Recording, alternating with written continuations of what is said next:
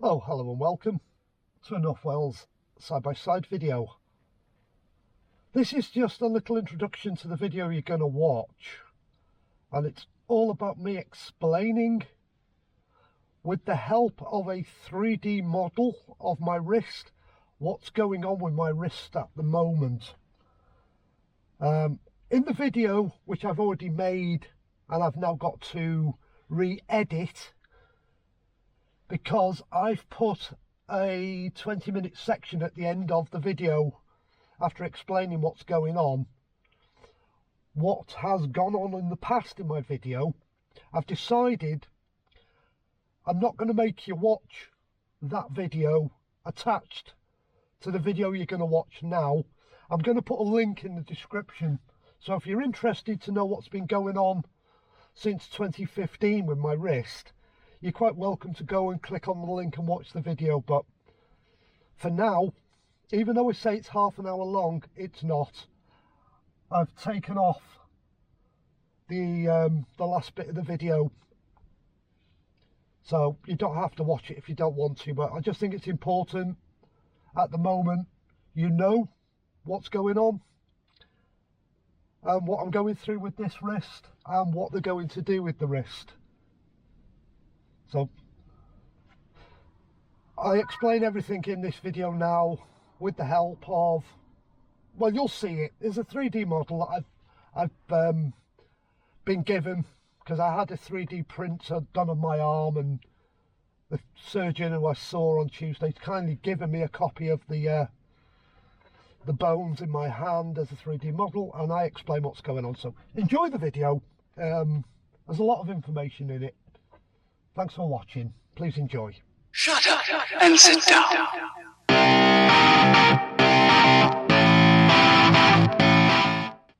Oh, hello and welcome to a North Wales side-by-side video. I warn you now,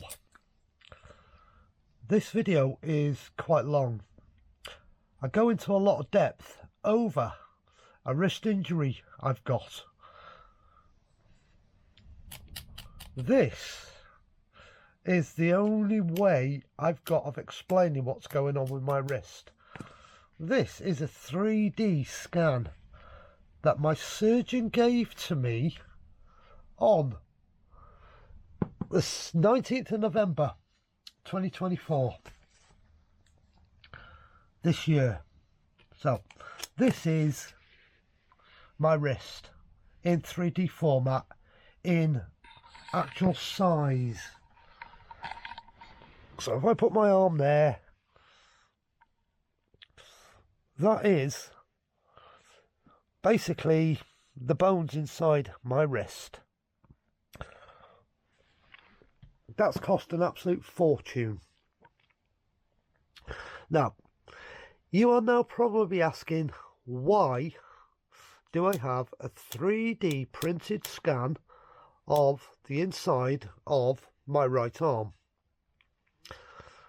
You will understand if you stay with the video and watch the remainder of the video, where you find me sat in my Yaris Dynamic, where I tell you the story about the wrist. And that video was made on the 25th of August 2022, after the last surgery I had, and everything is explained in the video to get to this point.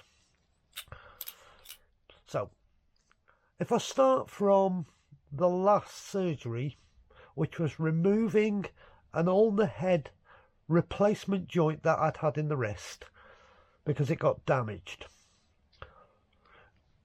This is basically what my wrist has ended up looking like inside.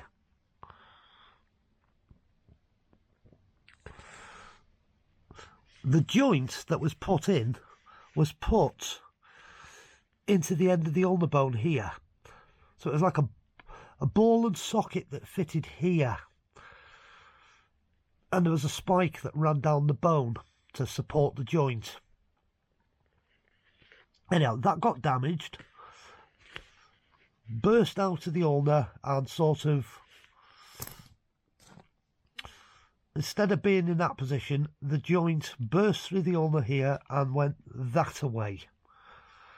So the joint was actually sticking out the side of my hand when it failed. So the rest of the plates in the wrist. There is a plate. This is the ulnar bone. This is the radius.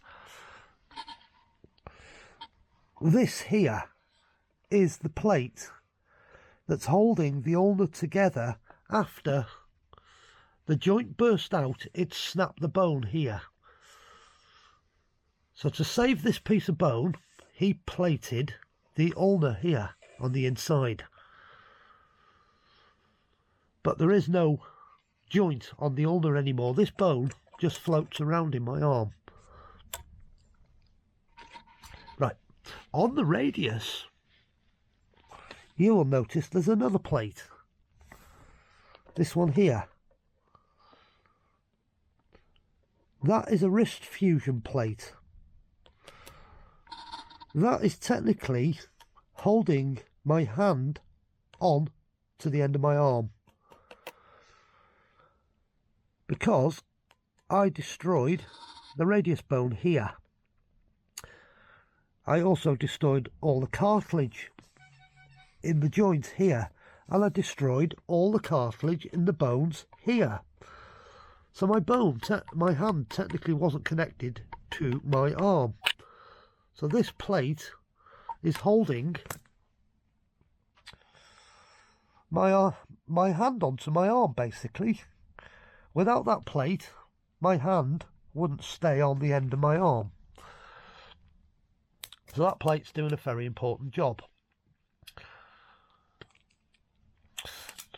Now, since having the ulnar head removed and this plate put in here, I've broken it again since.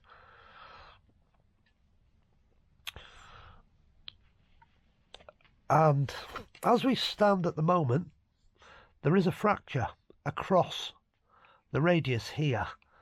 But lucky for me, I've got the fusion plate across the top of the bone, so it's actually holding the hand together at the moment. So that fracture doesn't need to go in a plaster cast. It needs to go into a custom made splint, and I'm waiting to have that made. So if we have a look at my wrist now, if I can get the pen. Right, this is hard. I'm trying to manipulate a pen here with a wrist that doesn't actually work. Where the blue bit is there, just above the blue bit, can you see how shiny that section of my arm is? That is where the radius has moved. This section here has snapped and it's moved outwards. And what it's doing, there's the lump. There's a lump in the hand there, in the arm. You try doing this with a wrist that doesn't work.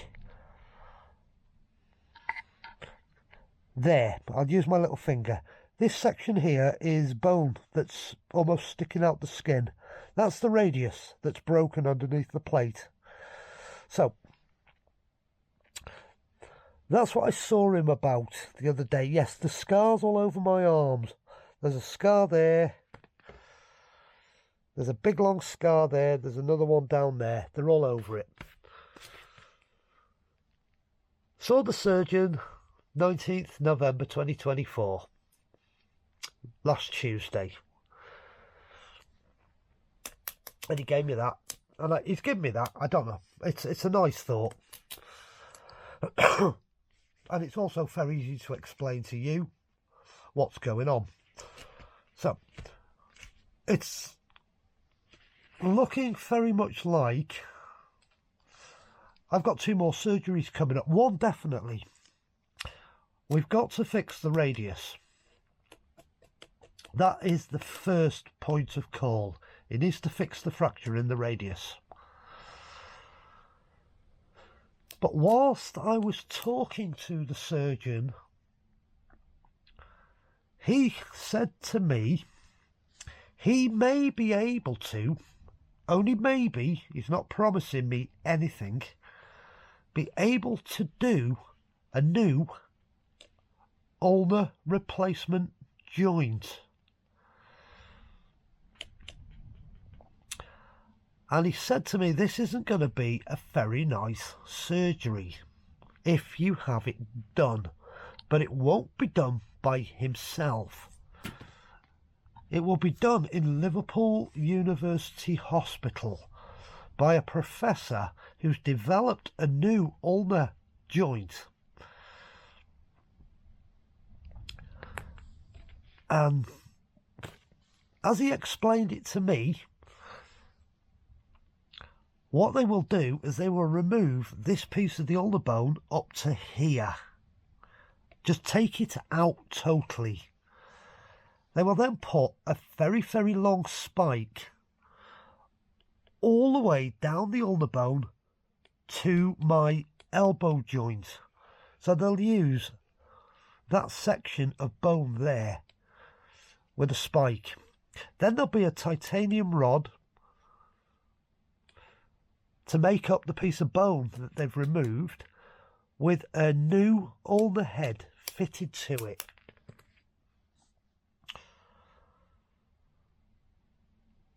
So that is where I'm heading with this wrist injury at the moment.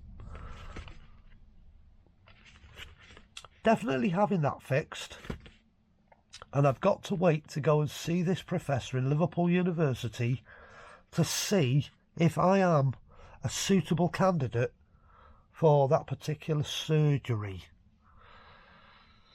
My surgeon thinks my case is a very, very good and worthy case to do this particular surgery because of all the issues I've had in the past with this wrist, and particularly with having a failed ulnar head joint already. And the reason why it failed, he says, is the bone density of this part of my ulnar bone isn't strong enough to support the joint that they used last time. But the bone density from there to there is perfect. It's just that part of the bone that's been damaged so many times, and also at the moment is supporting this plate, won't accept a spike down there, so that has to go. I did tell you it was going to be a long video. It's even longer because there's another 15 minutes of telling you how I got the wrist into this state in the first place and all the surgeries it's already had to get it to this point, to where we had the original ulnar joint fitted that failed. So it is a long video. If you stick with it, you'll find it quite interesting. The journey I've been on since 2015, when all this started with this wrist. So it's been nearly 10 years that I've been having issues with my right wrist. I was hoping it was all over, but me breaking that radius again, I've just restarted the entire process. When I get more information, when I see the surgeon again, and when I get my surgery date for the broken radius, I'm going to bring you along on the entire journey, from them fixing the radius to recovering on that, to what I think is, from what's being said, a very good possibility to having a new ulnar head fitted, and that titanium rod from there to there with the joint. I'll be brutally honest with you, I'm actually quite excited if it goes ahead, because it will alleviate a lot of pain that I suffer on a day-to-day basis. It's something if it goes ahead, I'm not even going to say no to the surgery. I'm going to take it. I'm going to do it. Because it's something I think would be really, really good for me. My mental stability, the fact that then my wrist will be less painful, and I might even have some movement back in it, which I haven't got at the moment. What you see there is I can rotate, but the rotation's at the elbow. There is, but like you've got a normal wrist, it does that and that and that and that and all that. That doesn't do it. It's basically an arm with fingers on the end of it. That's all it is. So I'm really, really sorry this is a long video. I had to explain what was going on and explain everything that's on this 3D scan so you would understand what I'm going through, where I'm up to with it, and what's happened in the past. Don't stop watching here. Please watch the rest of the video because I tell the whole story about the wrist when we sat in the car basically, and the video was made 23rd of August 2022, and I'm probably 5 days after having the original ulnar joint removed when I started feeling human again. So there's a lot of information in the video. If you're interested, please watch it, because there's going to be more to come on this wrist joint.